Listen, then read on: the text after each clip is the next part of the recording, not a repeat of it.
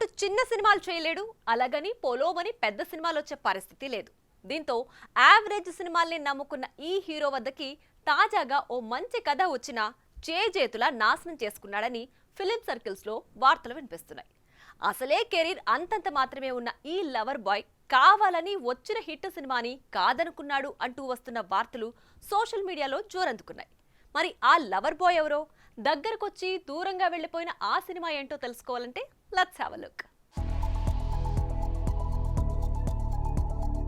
నాగ చైతన్య తోటి హీరోలందరూ pan India సినిమాలంటుంటే ఈ అక్కినేని అబ్బాయి మాత్రం తెలుగు రాష్ట్రాలు దాటి పక్క రాష్ట్రానికి పోలేకపోతున్నాడు. తాజాగా ఒక హిట్ అయ్యే అన్ని లక్షణాలున్న లక్షణమైన కథ చైతూ దగ్గరకొచ్చినా నాకు సూట్ కాదంటూ సైడ్ చేసినట్లుగా తెలుస్తుంది.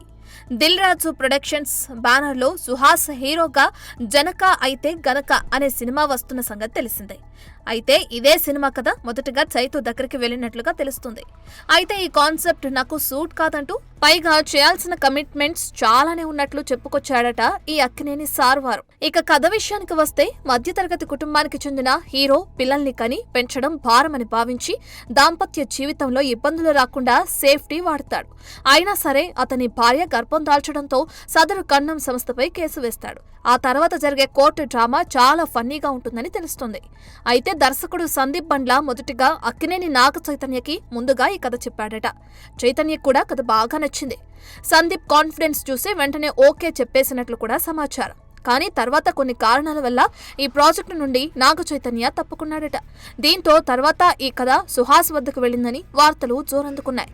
అయితే ఇది కొంచెం అడల్ట్ టచ్ తో ఉన్నట్లుగా భావించి సైడ్ చేశాడని, ఇలా కామెడీగా సాగే ఈ కథనే బాలీవుడ్ హీరోలు కళ్లద్దుకుని మరీ తీసుకుంటారని, నయా ట్రెండ్ ని ఫాలో అవ్వక చైతూ ఇంకా అక్కడే ఉన్నాడంటూ చెవులు కొనుక్కుంటున్నారు నెటిజన్లు. ఏదేమైనా చైతూ సైడ్ చేసిన ఈ కథతో సుహాస్ హిట్ కొడితే మాత్రం అయ్యో అంటూ తలబాదుకోవటం మాత్రం ఖాయం. For more videos like this, subscribe Big TV channel.